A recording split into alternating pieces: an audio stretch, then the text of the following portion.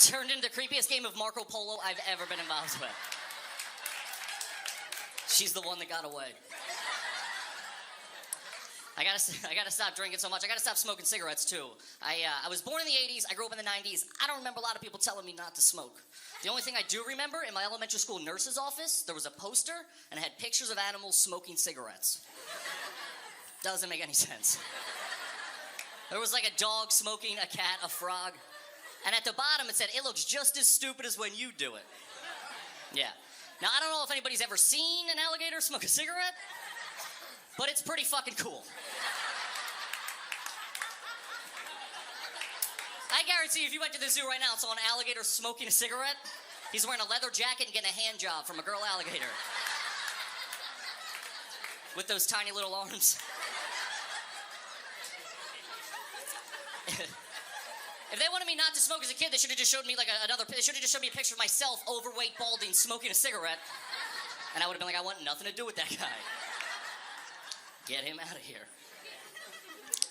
I'm 100% Irish. I grew up with a lot of Italian kids, though. And I have one problem with my Italian friends. They always try to convince me that they know people in the mob. Every single one of them. I was watching a mob movie the other day with my buddy, and he leaned in. He's like, yo, dude. Back in the day, they used to call my uncle Joey the Wrench. I'm like, yeah, he's a fucking car mechanic, you asshole. He's a manager of Pet Boys. I'm falling for that shit. And I'm Irish, I can't do that. I can't be sitting there watching TV and a Lucky Charms commercial comes on.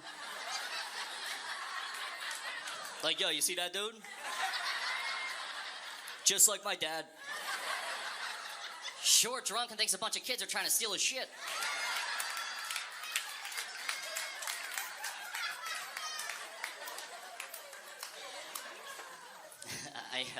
I've worked a lot of bad jobs in my past, as most people. Worst job I ever worked was I worked for my family. Has anybody ever done that? A lot of people work for my dad, huh? Weird. Wasn't that big of a company. I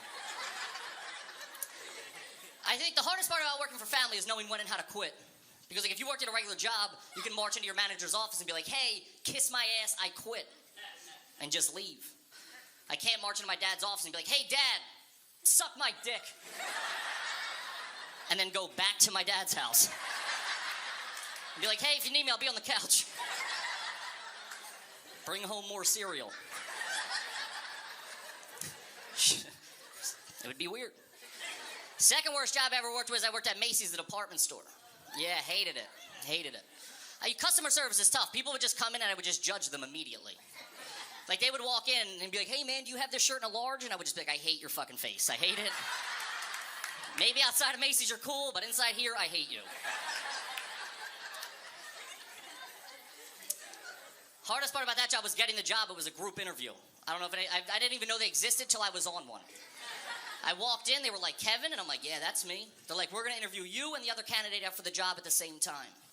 I'm like, all right, let's do it. They're like, it's going to be you and Greg. I look over, Greg's just a better version of Kevin. That's all he is. Greg's wearing a full suit, a tie, and carrying a briefcase to a job that requires us to fold clothes. And the guy's like, before we get started, does anybody have any questions? And I was like, yeah, what the fuck does Greg have in the briefcase? Did you bring folded samples from home? Is that what's in the briefcase?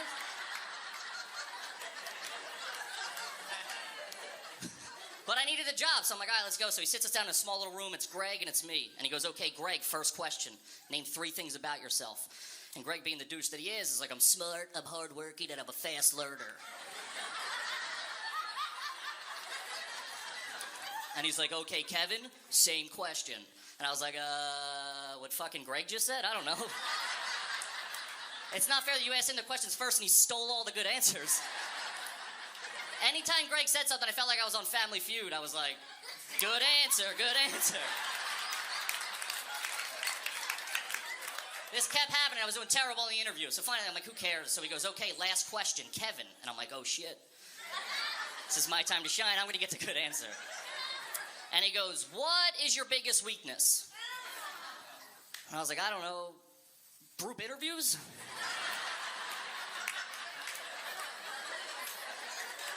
I still got the job because, like, my dad was the one interviewing us, so, like, I still...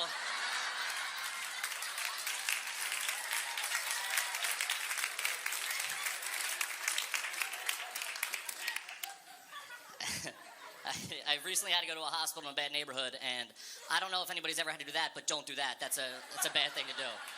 And when I got there, I had to wait 4.5 hours because I got there the same time a gunshot victim got there. And I was sitting in the emergency room. I was sitting next to the gunshot victim's family, and the cops were there, and they were interviewing the family. And they were like, who would want to do this? Was he in a fight with anybody? Would anybody want to hurt him? And everybody had the same response. Like, I don't know shit. I don't know shit. I don't know shit. So the cops leave. They're gone for 2 seconds. The one family member looks at the other family member, and he's like, it was fucking Rodney who shot that motherfucker. Those two guys get up. They leave. 40 minutes goes by, then over the intercom, I hear gunshot victim coming in. First name Rodney. Now I'm sitting next to Rodney's family in the emergency room. And the cops are there, and they're like, who would want to do this? And I'm like, I know, I totally fucking know. All right, thanks a lot. You guys have been great. Have a good night.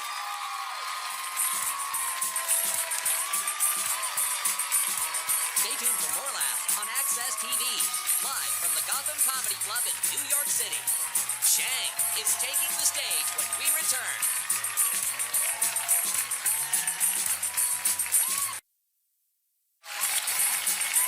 Welcome back to the Access TV presentation of Gotham Comedy Live. More laughs happening right now. Some funny stuff. We're going to keep this going. I've been knowing this brother for a long time. He got a new 1-hour special coming out. Shang. One name like Sinbad. Shang.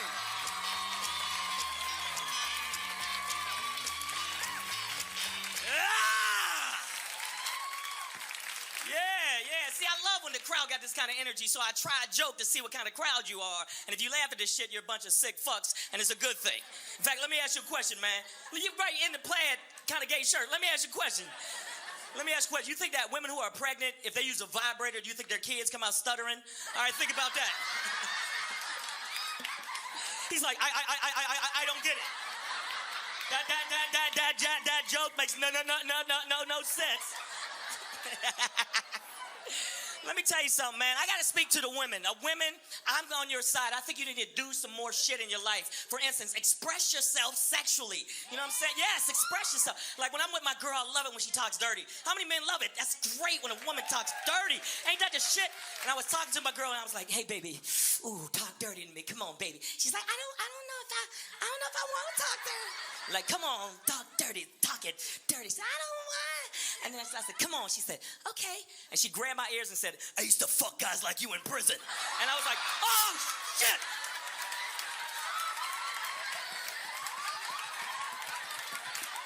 What the hell was that?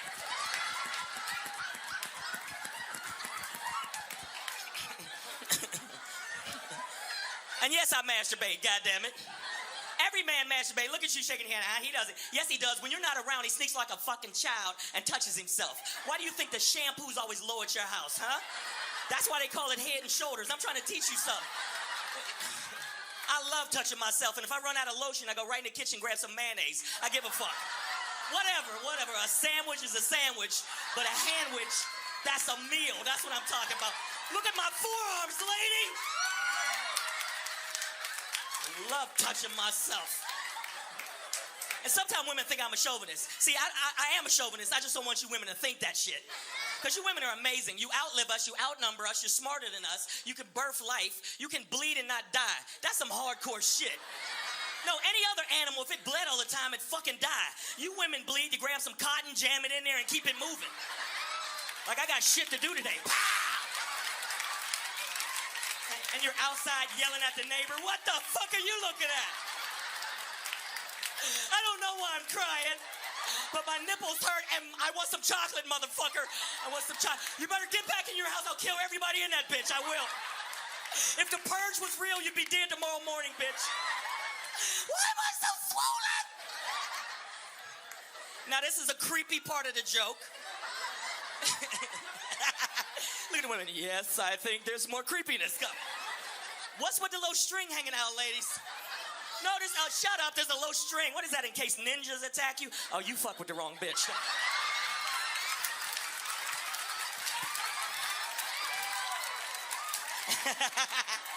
Tam chucks, I call them tam chucks. Not noon chucks, tam chucks. Because you women are amazing. I gotta give you props again. Women are amazing. You can have multiple orgasms. Women, that's a magic fucking power. You can come more than once in a row without cracking a rib or busting a blood vessel in the back of your head. It's like you're retweeting your pussy to all your followers. It's like, oh, retweet. It's amazing. You can just keep coming like, oh, wait, I came. Oh, wait, I came. Oh, wait, I came. Oh, wait. And after a while, the guy's like, get off of me. Get off of me. You're showing off, all right? You're already in the end zone. Quit dancing. Because when a woman has an orgasm, it's the most beautiful thing on the fucking planet. And they can come more than once. Man, one time, that's it. Look at the brother like it. Look at Django. Like, look, man, I don't know what the fuck you talking about. You know what I'm talking about. We come once, it's done. It's like, ah! And now a word from our sponsors.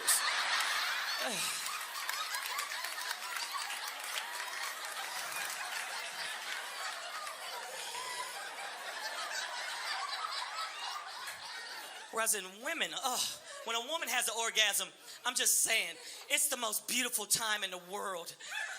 Women, when you come, you look like God sent light down to your face. You look like you were dipped in unicorn tears. Did I say that was some pimp shit I just said right there. That was some pimp shit.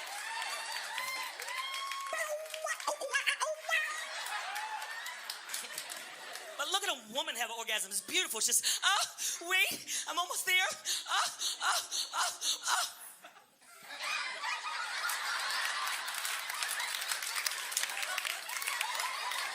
The seas start healing. The Obamacare website starts working right. Shit gets beautiful in the world. Now, ladies, look at your guy when he comes. Look at the women. I don't want to do that. No, we look like we're changing into something else. Like the moon hit us the wrong way on some underworld shit.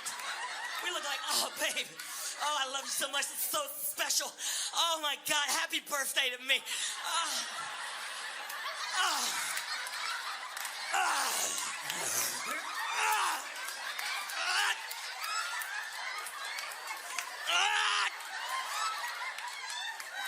No!